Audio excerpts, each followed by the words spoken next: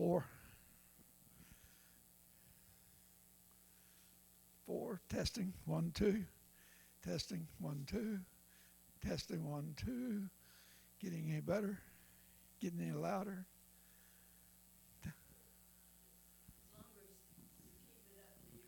Okay, I'll try.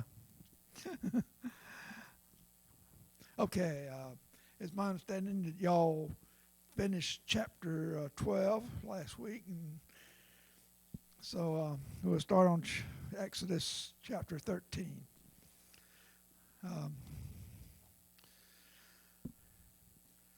Okay, Francis, can I get you to read verse 1 and 2? Verse 1 and 2. And the Lord spake unto Moses, saying, Sanctify unto me all the firstborn, whosoever openeth the womb among the children of Israel, both of man and of beast, it is mine.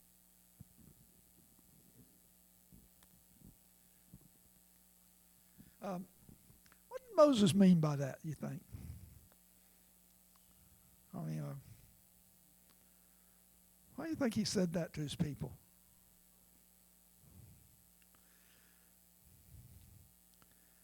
I mean, I'm sure the Lord probably directed him. Any thoughts about that? Why the firstborn? Did it have anything to do with Christ when he was born? Well, not I know of, no.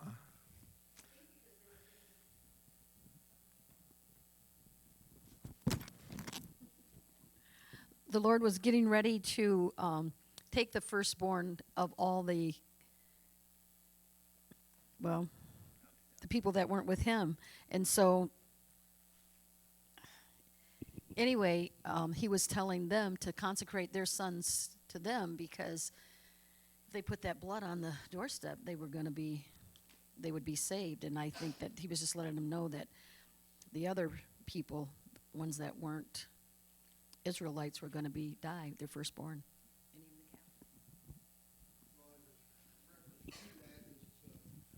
Luke 2:23, and it says, Give us a chance to get there.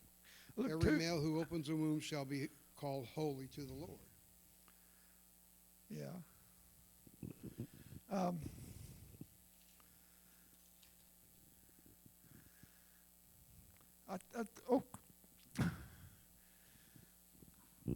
I think one thing I read said that the reason they wanted the firstborn, that these would be the priest, these would be the dedicated to be working in the church. That makes sense to everybody. That that's in a little bit later, the Levites are going to be designated. But remember, they're not designated at this time. In other words, they haven't received this guidance. So here, I think Moses is saying, "Hey, your firstborn is going to be is dedicated to being the priest and helping them with the church." Let's look at that in Numbers 8:16.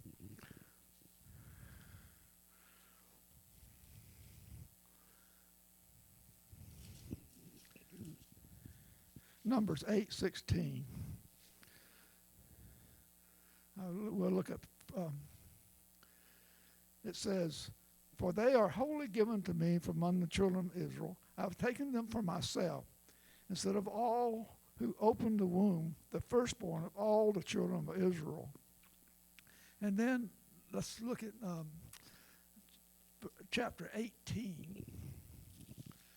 Look at verses Numbers 18, and look at verses 15 and 16.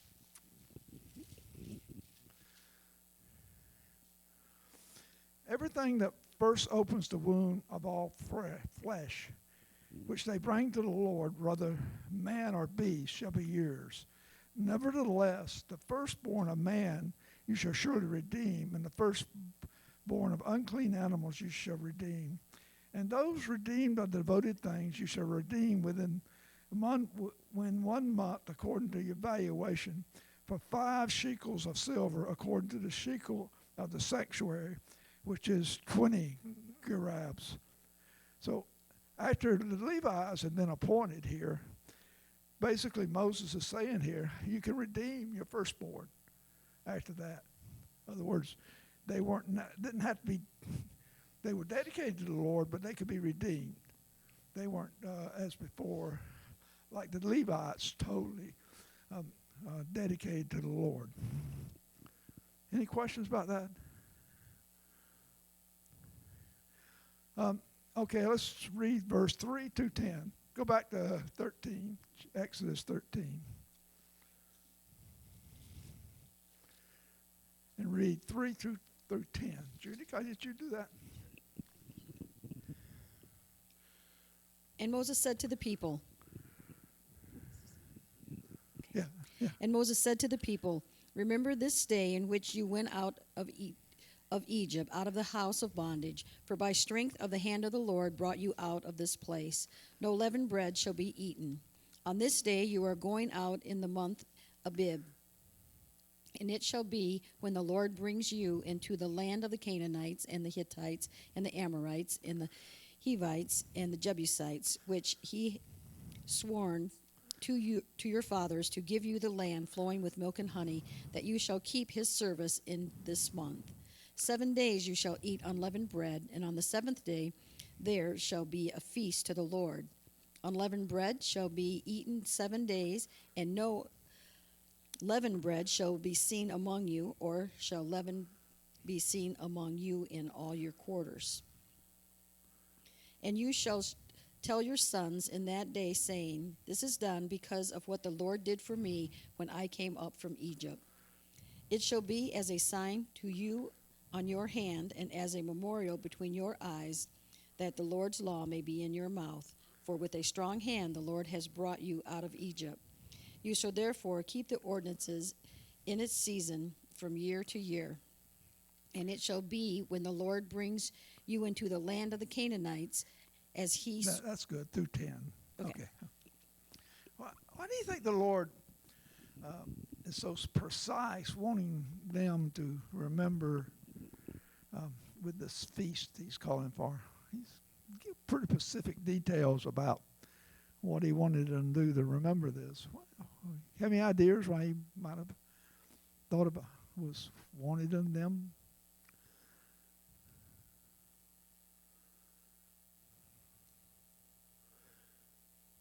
What is this feast? Yeah. Right. Mm-hmm.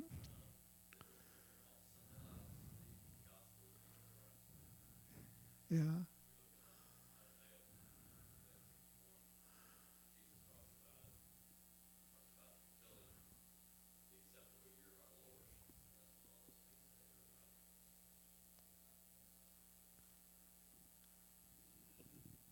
Can you hear? You're not hearing?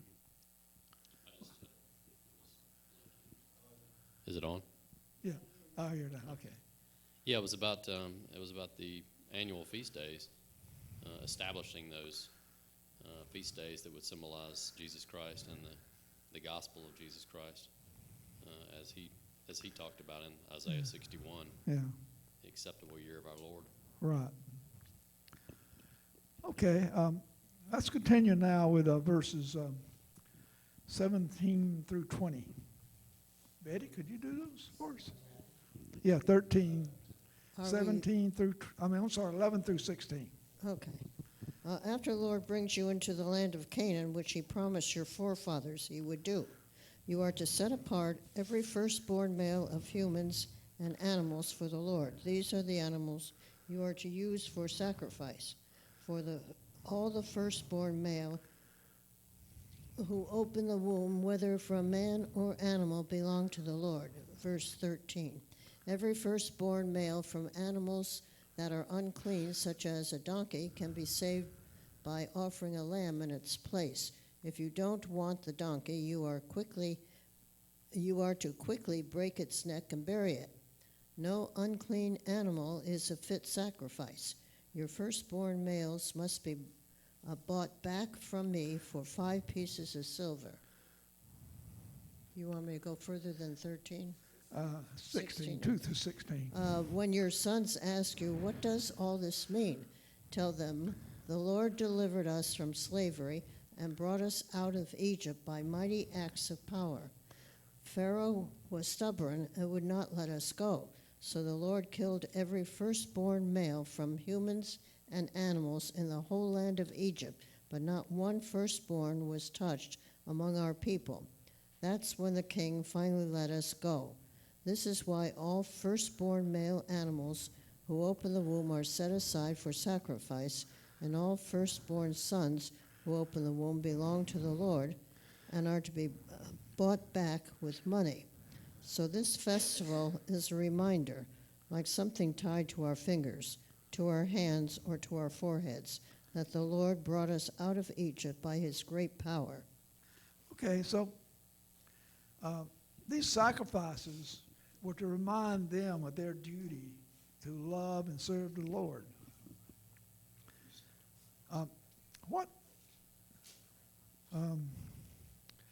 What occasions remind us of our profession of duty?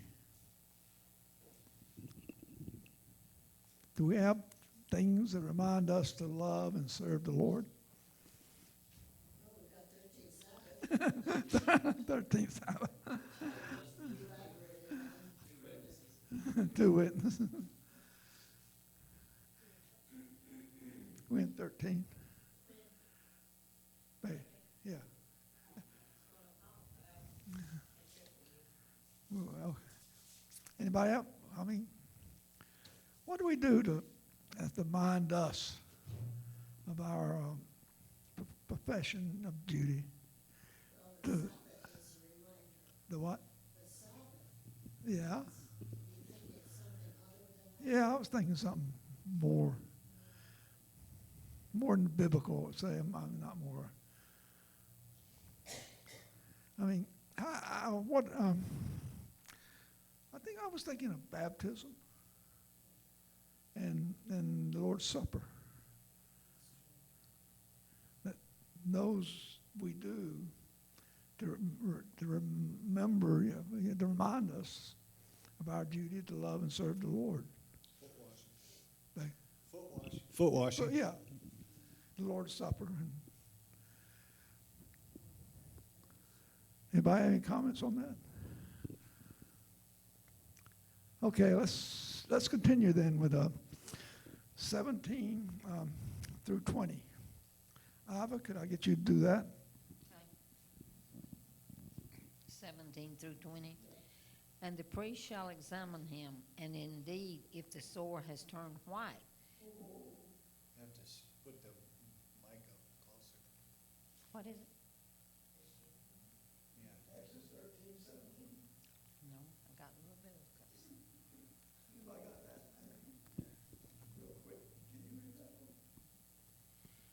And it came to pass when Pharaoh had let the people go that God led them not through the way of the land of the Philistines, although that was near, for God said, lest peradventure the people repent when they see war, and they return to Egypt. But God led the people about through the way of the wilderness of the Red Sea, and the children of Israel went up, harnessed out of the land of Egypt. And Moses took the bones of Joseph with him, for he had straitly sworn the children of Israel, saying, God will surely visit you, and you shall carry up my bones away hence with you. And they took their journey from the Succoth and encamped in Etham in the edge of the wilderness.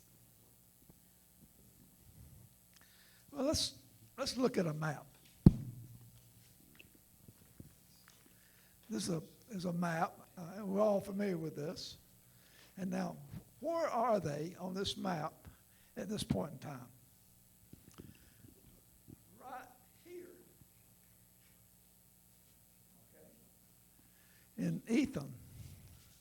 Now, the easy way to get to Canaan would be to go up trade routes straight.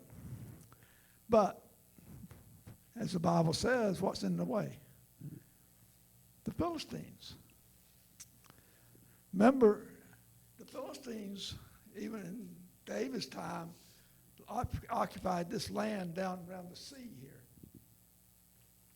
And so they're here, and God is directing them to go through the wilderness instead of taking the direct route. And basically, it's because they couldn't go through the land of Philistines. They would have to fight. They would have had to fight their way through the land of Philistines. And they weren't ready to fight at this point in time. You know, they were slaves. Any comment on? Well, they needed to travel in the wilderness because they had a lot of lessons that they needed to learn. Right, yeah, also, You yeah. know, and God needed to teach them. And as we know, the activities that took place in the 40 years of travel, you know, they've constantly battled the Lord. You know, even though He leads them by day and by and encamps around them by night and feeds them every day, and they still never learned. It took forever to learn that lesson. On this map, and traditionally, we have Sinai way down here.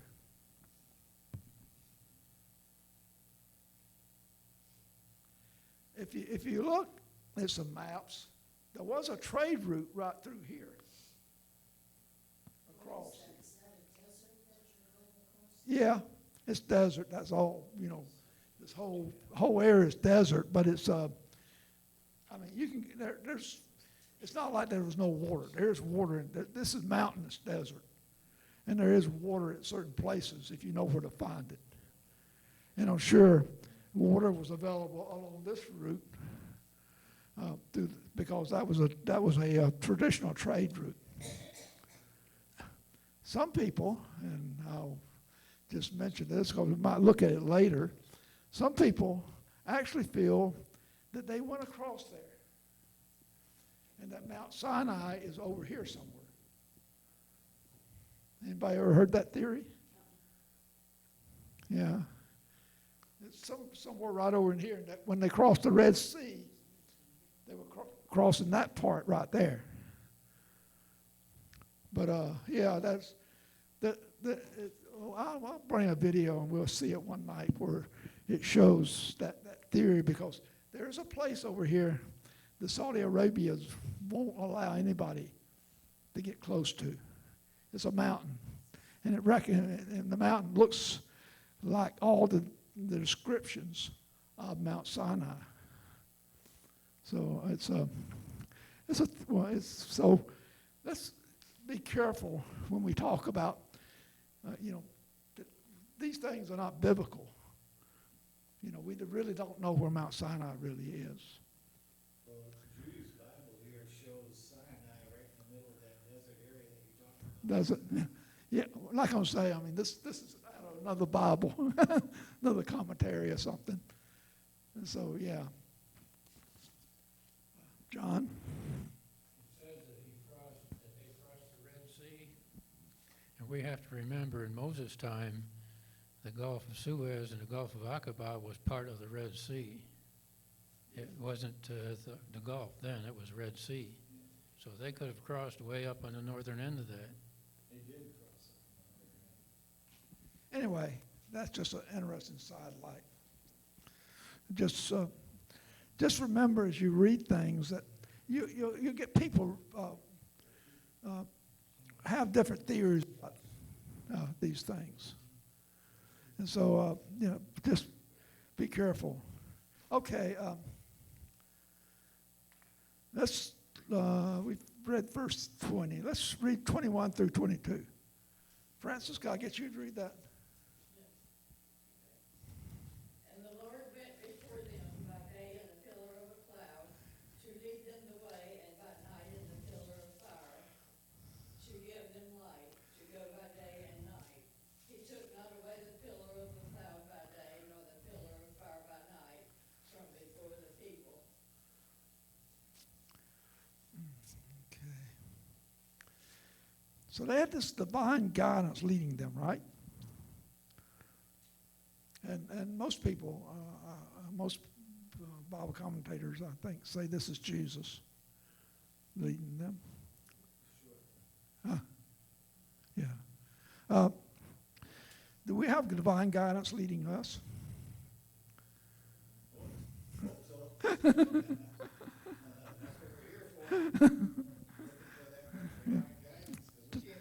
All right. Todd? I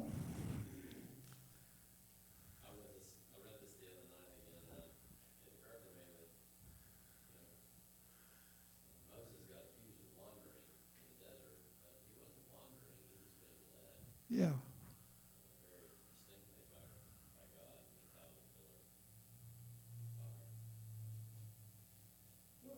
I think they talk about it being wandering in the wilderness because it took them 40 years to go, a distance of a couple years at the most, Yeah, and this map shows they wandered up to here, and after, they decided they couldn't go in there, they showed them wandering all around through here. And, I always thought that was desert, man. I read a book on Marcus Aurelius who, took an army through this area, and there are water fountains that, there's places, oases that, so it's not a desert in the sense that we normally think of it. Because, like I said, it's a mountainous desert.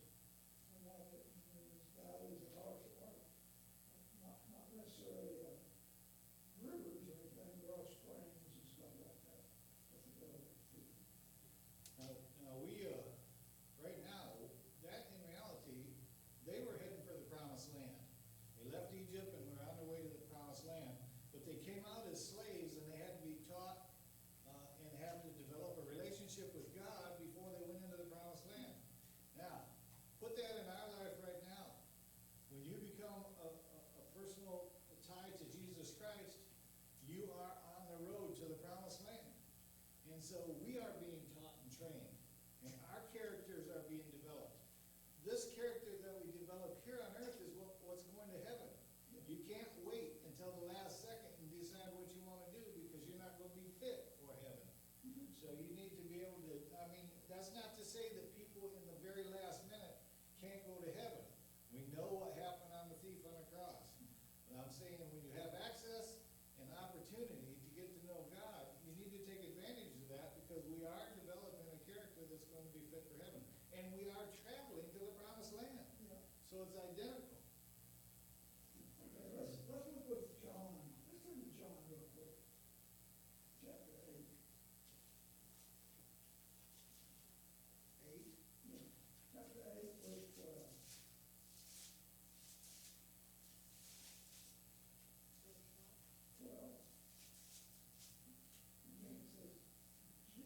Jesus spoke to them again, saying, I am the light of the world. He who follows me shall not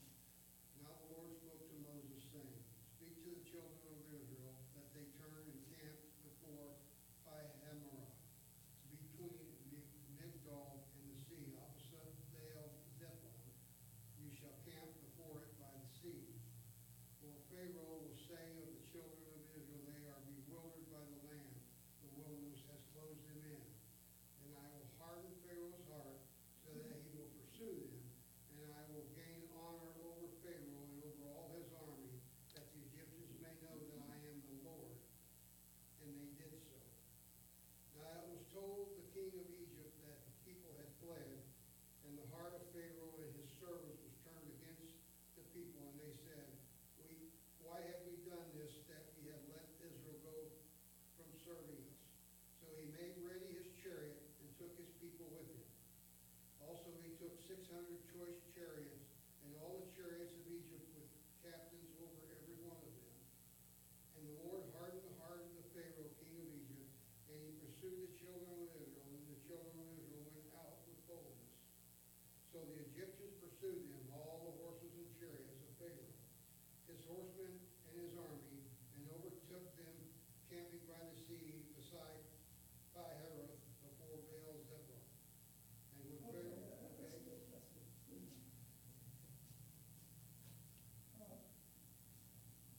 What do you think of some reasons that made Pharaoh change his mind? Well, it says here in this version,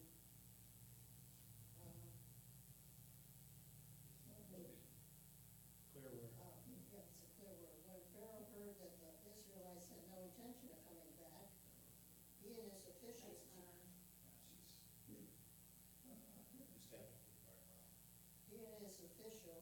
decided to go after them. They said, "We let these Hebrews go, but if we don't bring them back, our economy will be totally ruined. We don't want other countries to think that we gave in to the Hebrews." Yeah, okay. Their economy was already ruined.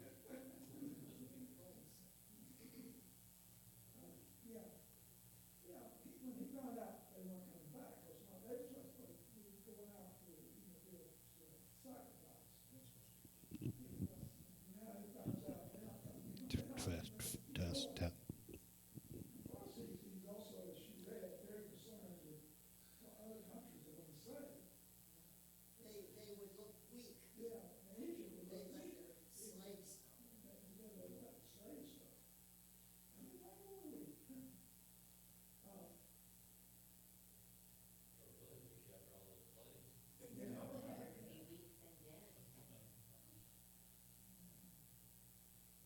weak and dead. Okay, when he talks about the sea here, we don't really know what it was, but the sea in the Bible, it can be a lake, it can be a river, as well as a larger body of salt water. So when it says sea, it could be anything. So don't get thinking that it could have been a salt water. Okay, let's continue then with verses 10 to 14. Julia, could you do that? And then Pharaoh drew near the children of Israel, lifted their eyes, and behold, the Egyptians marched after them, and they were very afraid, and the children of Israel cried out to God. Then they said to Moses, "Because there were no graves in Egypt, have you taken us away to die in the wilderness?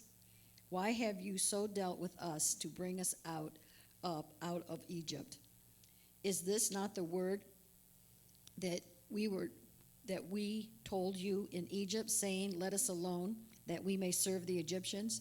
For it would have been better for us to serve the Egyptians than that we should die in the wilderness." And Moses said to the people, "Do not be afraid. Stand still and see the salvation of the Lord, which he will accomplish for you today. For the Egyptians whom you see today, you shall see again no more forever. The Lord will fight for you, and you shall hold your peace." And the Lord said to Moses, "Why do you cry?"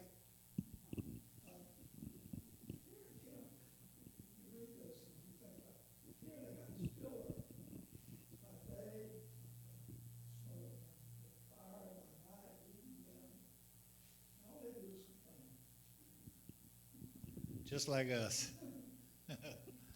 We see all the Lord does for us, and all we do is complain. And they were fed, they didn't even have to cook a meal.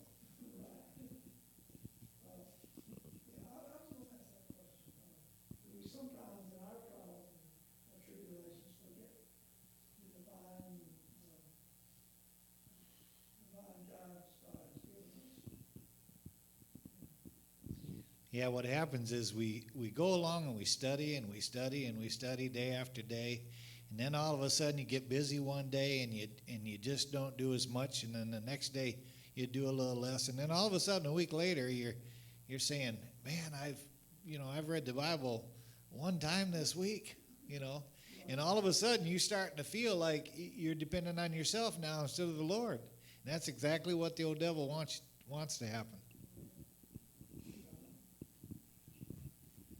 As I studied this and restudied it, I kept going back to Exodus 12, 37 and 38. And the children of Israel journeyed from Ramses to Succoth, about 600,000 on foot, that were men, besides the children, and a mixed multitude went up also with them, and flocks and herds, even very much cattle. And I can imagine if they seen the Egyptians behind them on chariots, that they'd be scared, and I'd be scared, and we'd all be scared. Can you imagine that many people, and how did Moses communicate with them?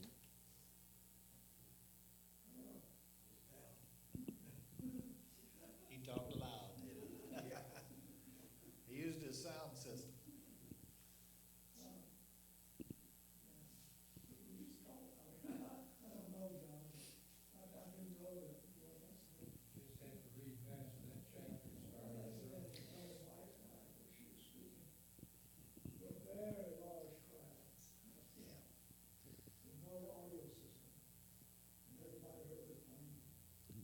We also think of Jesus speaking to the 5,000, and that was just men.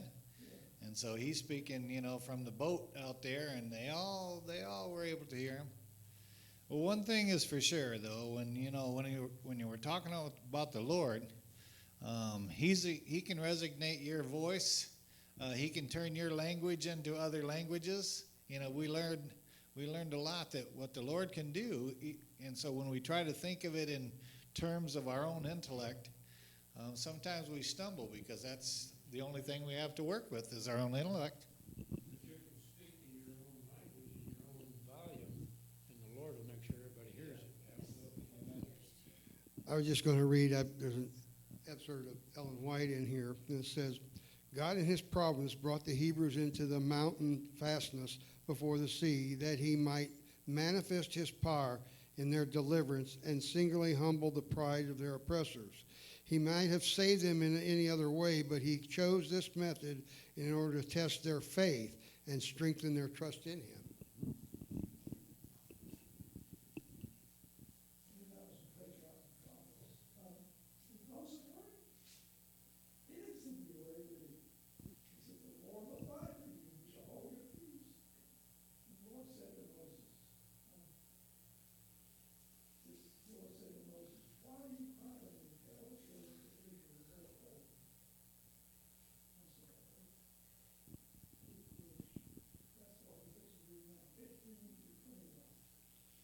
Well, you can see the difference between a person that has a relationship and a person that doesn't.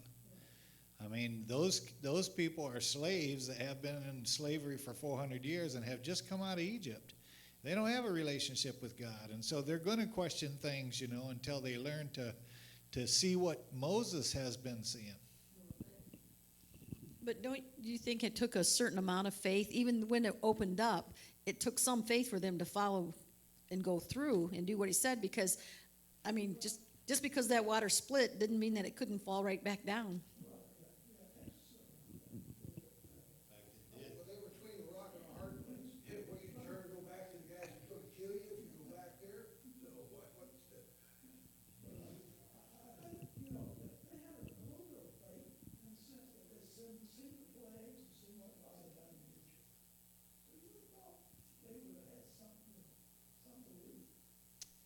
It said that after the people left, that the people of Egypt said, our bondsmen have fled, never to return. And then the great men started explaining the plagues as natural things. I've heard some people talk about the natural things like, okay, the water turned to blood, so then that made this happen, and after that happened, it made the next plague come about, and they explained it very logically. We know it wasn't like that because it was in different areas, but they started convincing people that it wasn't God.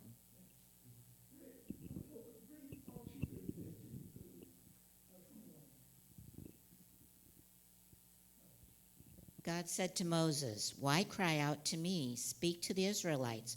Order them to get moving. Hold your staff high and stretch your hand out over the sea. Split the sea. The Israelites will walk through the sea on dry ground. Meanwhile, I'll make sure the Egyptians keep up their stubborn chase. I'll use Pharaoh and his entire army, his chariots and horsemen, to put my glory on display, that the Egyptians will realize I am God." 19. The angel of God that had been leading the camp of Israel now shifted and got behind them, and the pillar of cloud that had been in front also shifted to the rear. The cloud was now between the camp of Egypt and the camp of Israel. The cloud enshrouded one camp in darkness and flooded the other with light. The two camps did not come near each other that night. Number 21, then Moses stretched out his hand over the sea, and God, with a terrific east wind, all night long made the sea go back. He made the sea dry ground. The sea waters split. Light to the Israelites, and darkness to the Egyptians. And like Isaiah 8, it said, Christ has been the guide and teacher of ancient Israel, and he taught them to help is the Lord.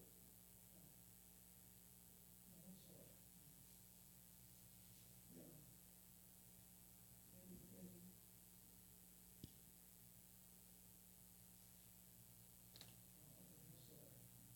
God had been the guide and teacher of ancient Israel, and he taught them that health is the reward of obedience to the laws of God. The great physician who healed the sick in Palestine had spoken to his people in the pillar of cloud, telling them what they must do and what God would do for them. When they fulfilled the conditions, the promise was verified through them. I'm sorry, I got mixed up here. I read the wrong one. It was by faith they passed through the Red Sea, as by the dry land. And marching down through their water, they showed that they believed the word of God as spoken by Moses. They did all that was in their power to do. And then the mighty one of Israel divided the sea and made a path for their feet. And that was the patriarchs and prophets. Okay, let's read verses 22. And then the verses 22 to 29. Anybody? Chapter 14. Yeah, verse 22. And the Egyptian pursued and went in after them to the midst of the sea, even all Pharaoh's horses, his chariots, and his horsemen.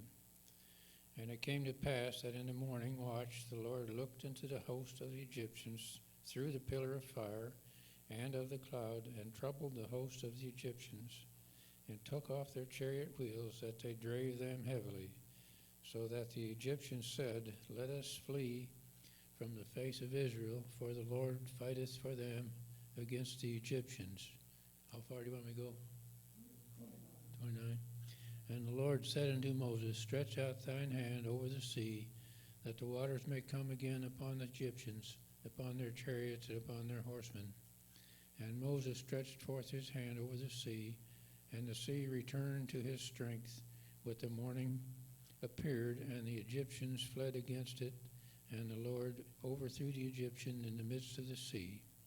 And the waters returned and covered the chariots and the horsemen and all the host of Pharaoh that came into the sea after them.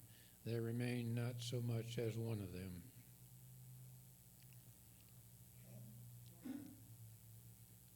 The dividing of the Red Sea is one of the great lessons in the Bible.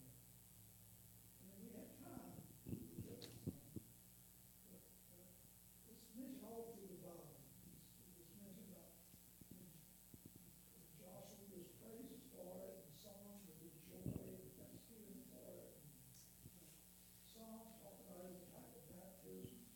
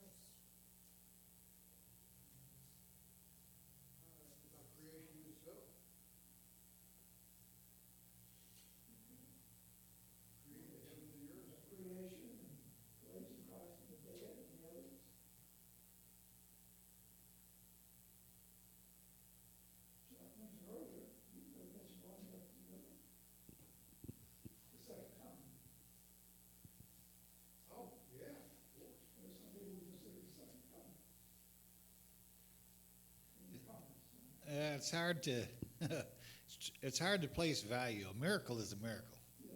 And so when you start stacking miracles up against each other to say which is the greatest and which is the least, I mean, when a miracle happens, it is something that's unbelievable, no matter how small it may be. I mean, the miracle of childbirth, even, it's amazing. But we just read all of those plagues that the Lord sent on the Pharaoh, and those were, in reality, miracles.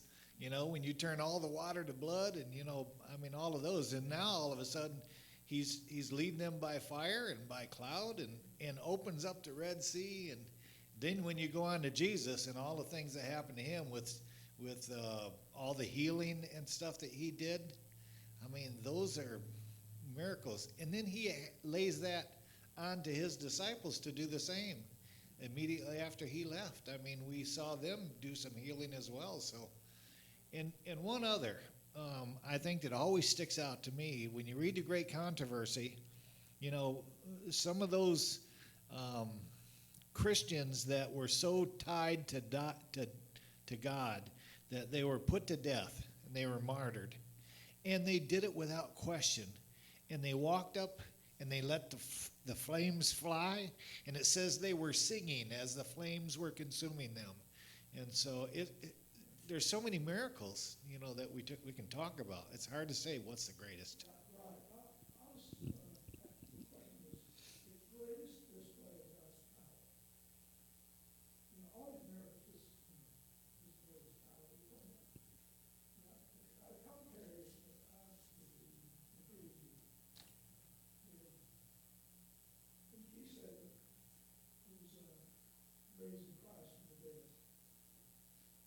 Christ raising Christ from the dead.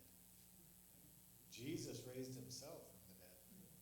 That, in reality, is a fantastic power or miracle.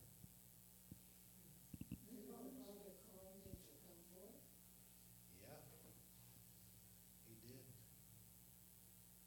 But Jesus is part of the Father, and Jesus was raised. He raised himself.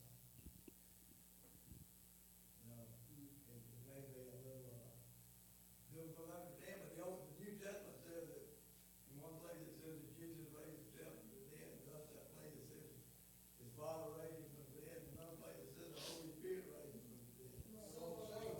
Yeah. They all work together. All the three powers of God. And I was say one other thing too is God doesn't waste miracles. Everything he does for a purpose. And I think, even though he brought plagues on the Egyptian people, I think he loved the Egyptian people as much as he loved the Israelite people.